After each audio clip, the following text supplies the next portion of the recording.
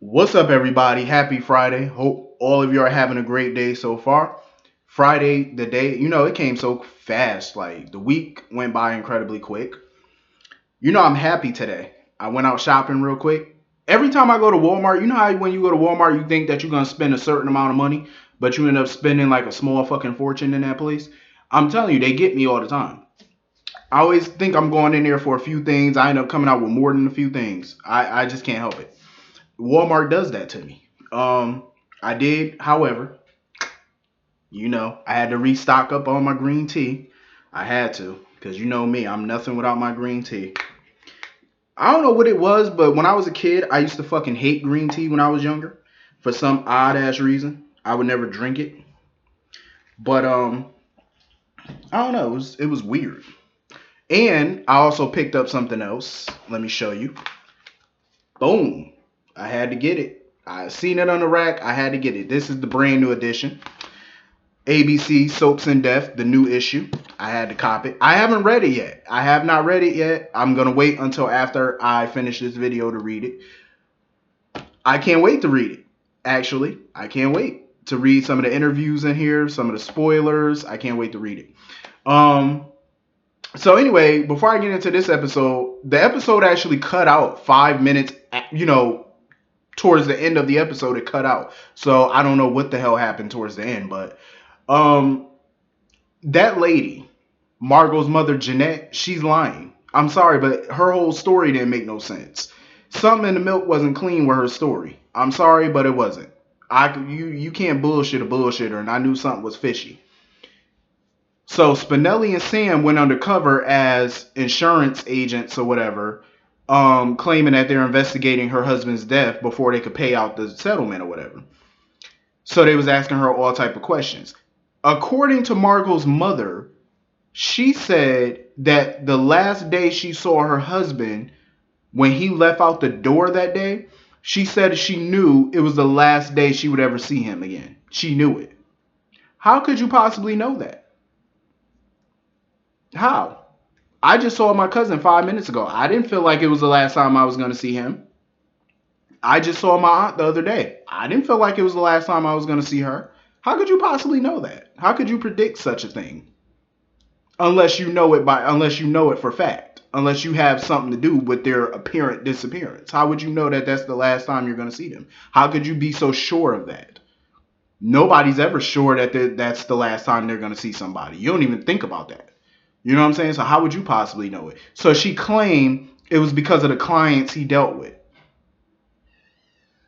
So what? There's plenty of lawyers out here who got clients that are in, some shifty businesses and stuff, but yet they still get home at night. How would you possibly know that for fact? Then she said that she stopped paying a premium because they told her that they noticed that she stopped paying a premium on the insurance afterwards. And then she claimed that she knew he, was gone or whatever. She worked part-time. That's another thing that doesn't make sense to me. Why 30 years after the fact? 33 years after your husband's death, because he died some point in 1985. So 33 years later, why are you just now filing for his insurance, his life insurance policy? Why are you just now claiming for it 33 years later? Your daughter's all grown up. Why would you need the money now? Why not then? Back then would have been the time to claim for it because he was the only source of income. But then she claimed that she worked part-time. That still doesn't make sense to me. I'm assuming she has a mortgage. For anybody who didn't notice, the house that Jeanette is currently living in is actually Carly's old house. That was the house Carly lived in after her and Sonny divorced and she married Jax before they moved into the lake house. That was Carly's old house. I love that set. I don't know what it is about that set, but I love it. That's the same house she found out she was pregnant with Jocelyn in. When she fell down the stairs and she fainted. Same house. I remember that house like it was yesterday. I used to love that house. But yeah, something don't add up though. Because Jeanette claims that she worked part-time. That doesn't make sense to me. And I'm going to tell you why. You work part-time, but yet you have a house, which I'm sure you have a mortgage on. Your husband was in debt, and I'm sure you had a mortgage, you had property tax. You had utilities, plus you have a daughter to take care of. You're not paying all those bills plus taking care of your daughter on part-time money. It's impossible. There's no way in hell you can pay all that on part-time wages. There's no way. So where was the money coming from? Where was the other money coming from? So you mean to tell me you didn't need that insurance policy all those years ago because you were working part-time and your daughter never wanted for nothing? How is that possible though? It's impossible. That's not likely unless you were getting cash from somewhere else. My guess is Joe Scully. That would be my guess. Because something ain't adding up with that. Her story don't make sense. I'm starting to feel like she has something to do with it. Because we already know that she was messing around with Joe Scully back in the day. Who's to say her husband didn't find out about it? He could have known. You know what I'm saying? We don't know that. He could have known.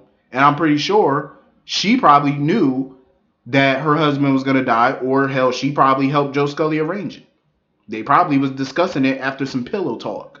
Who knows? Something about her ass is lying. I'm telling you, she's not up and up. She's not keeping it 100. And Sam found some letters in her desk drawer that she stuffed into her pocketbook. Well, into her briefcase. Like she found some letters up in here. I wonder what those letters are. I wonder, because there's something sketchy about this lady. It's something real sketchy about her. I would not be surprised if Joe Scully was Margot's father. I wouldn't be shocked. I wouldn't be shocked. Because it just doesn't make sense. Why would you wait 33 years to file a fucking claim on your husband's insurance? Why would you do that? Don't make sense. Normally people would do it immediately. File some type of missing persons report. She didn't do none of that stuff. None of it. She did. She talking about she went to the police the next day. Bullshit. Bullshit. And the cops told her that he probably just walked out on the family. That don't even make sense though. Why would he? That don't make sense. I mean, not to say it wouldn't happen, because men have walked out on their families in the past. But, not no successful lawyer. The fuck is a successful lawyer walking out on his family for? I don't know. It's just a lot of things that are not adding up with her story. A lot. It doesn't sit right with me. Somebody lying. Somebody's a bullface lie. And if anybody gonna find out, I'm sure it's gonna be Sam and Spinelli. I like when they go undercover though. It's so much fun. So anyway, Sasha. She's playing the game perfectly right now. Kiki is none the wiser. This girl said she don't feel comfortable staying at the Metro Court. So Kiki offers for her to come stay at her place. I said, you dummy. She just played you and she didn't even have to work hard to do it. First of all, I understand a person not wanting to take handouts. I get it. But who the hell is going to say, oh, I don't feel comfortable staying in a 5-star hotel with a spa? Mind you, the Metro Court has a spa. It has a nice restaurant, all the amenities that you could want. And you don't feel comfortable staying there? That's a lie. Because me, I don't like taking handouts, but if somebody's willing to put me up in a 5-star hotel, you think I'm a bitch and complain about it and say I don't feel comfortable? No. Are you insane? Of course not. She's lying. So she did all that just so because she knew Kiki was going to offer for her to stay at her place. Hence, her staying at Kiki's place, she get to see more Griffin. Kiki is playing it right into her hand, and it's so horrible. And then you got Ava coming around like some little lurch, coming around whispering in her ear and Sasha's ear talking about how Kiki was sleeping with Griffin while she was with her.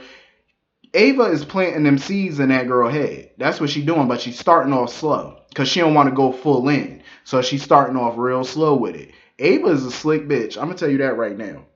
She's slick, and it's pathetic too. I'm like, seriously, Ava, you my girl and all, but stop this bullshit, please. Like, stop it, yo.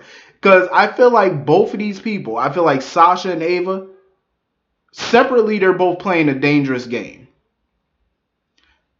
Them joining forces eventually, that's an even worse game to play. Somebody's going to get hurt. I'm telling you, somebody's going to get hurt. Not just emotionally, but I have a feeling with all of this going on, somebody's going to get hurt physically. Ava is nuts. Sasha is clearly psychotic. And you do not want to partner with a psychotic person. I'm telling you, you don't want to do it because something's gonna backfire on you. Ask Helena Cassadine. I remember back in the day when Helena hired that nanny or whatever to work for Nicholas. I think it was right after Spencer was born, and I think the goal was to get Spencer to Helena. I think that's what it was. I'm trying to remember. It was back in like 2006, I want to say. And she thought that she had the nanny under her control. But then the nanny flipped out, went rogue, took the baby for herself. Like, yeah, you got to be careful when you partner with psychotics. I'm telling you, because it does not work the way you think it's going to work. Because you think that you can control them. You cannot control a psychotic person. I'm telling you. In the beginning, you might, but they will fall off the rails and go rogue on your ass. Ava might want to, chill out with what she's doing. Because you think you're going to have this girl on a string and you be the puppeteer, it ain't going to happen. Because eventually this bitch going to go rogue and she might bust a cap in your daughter or worse. You know what I'm saying? You don't know what this girl going to do. I'm telling you, the deeper and deeper they get into this, the worse and worse it's going to be for everybody. You might want to pull out of this now while you still can. Don't be stupid now. I'm telling you, Ava, this ain't going to work out the way you want it to, boo. I'm just saying, you back the hell off. You've been forewarned because you do not want to partner with crazy. And that girl is definitely Fatal Attraction. I love that movie too, Fatal Attraction. I did. I really did. That movie was so dope. I might want to watch that. I might wait till November though, because I'm on my Halloween shit right now. So all movies that I watch at night are not romantic comedies. They're not comedies. They're not drama. The whole month of October, the only movies I watch is horror movies. I'm a big horror movie fan, so that's all I watch in October. Um, so yeah, Ava, she's fucking up right now. She's fucking up. Griffin is none the wiser, of course. He need to just stay away from Ava. Like they keep bumping into each other. You just making it worse and worse the more you bump into that woman. I'm telling you. Franco had a point though. Like even Franco was looking at Ava like, what the hell has Kevin been telling you? I agree with him. Like Kevin been telling her some bullshit. Basically telling her to embrace her rage and her darkness. Even Franco was looking at her like, I don't think I would follow that particular advice. I have to agree. Like, no therapist should be telling you to embrace your rage. Like, wouldn't you be side-eyeing that? I'm just saying, like, your therapist telling you that bullshit. I'm just saying. Speaking of Franco, I have to agree. Somebody in my comments said that before, that it's realistic for Franco and Elizabeth to be taking their time planning a wedding because it's not like they're millionaires. You know what I'm saying? Because they're not. They're not rich. So I think that's part of the big part of the reason why the wedding has been taking so long, because they're planning the wedding. They're on a budget. And I do agree because we're so used to watching this show with wealthy people like Sonny and Carly and, Lucy. I mean, not Lucy, but Kevin and Laura, who all have, money to just plan these big weddings and have them come off real quick because they got the money to do it. You know what I'm saying? Whereas Franco and Liz are not wealthy people. They're not rich. So, flowers are expensive. You got to pay the reverend, of course. You got to get the venue, the reception. It's all expensive. The guest list, caterers, champagne. It's all expensive. So, they're not wealthy people. They're not rolling in the dough. They're working class people. So I have to remind myself of that sometimes because we do watch the show and you see a lot of wealthy people. So yeah, you got to remind yourself of that. But I can't wait for them to, for their wedding. I have a feeling that their wedding is definitely not going to go off without a hitch. There's going to be an issue, I'm sure. Um, that's how all weddings are. There's no wedding I think that ever went out without a problem. I do like the fact that Franco did come up with an idea to, have art classes, like not art classes, but like some type of art thing at the school, Aiden school and stuff like that. I feel bad for Aiden because there's definitely something going on. You know what I mean? Like, definitely. I don't know if he's being bullied or maybe something is going on with that weird teacher. I don't know, but it's definitely something going on. Um, so anyway, moving on from that. Mary Pat, that crazy ass woman. Oh my God, that lady is nuts. Like she keep calling Carly Caroline. Carly just kept looking like she wanted to slap the shit out that lady. I don't blame her. Like, that lady is the devil. I'm just saying, like, she is not fit to work in nobody's nothing. Um, this whole Ferncliff thing, hopefully it leads to them finding out about Kevin. Mary Pat obviously knows all about Kevin and Ryan. Clearly, she knows. I don't know if she know about the switch that happened, but she definitely know. So she's probably gonna play a much major role in this.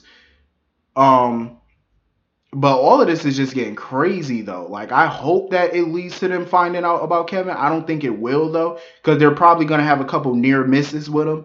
More than likely, that's how it's gonna play out. But I'm just happy that Carly is advocating for some people in Ferncliff and stuff, trying to get them some type of help. Because it is true. Some of these facilities out here do take advantage of people in these, mental health places. They take, advantage, and they do things that are unethical and illegal, and nobody's, advocating and standing up for them. It happens in real life too. So I'm happy that they're doing this type of story, even though it's obvious that it's about Kevin and Ryan, but still, they're bringing some type of awareness. Um, so hopefully they can figure this shit out.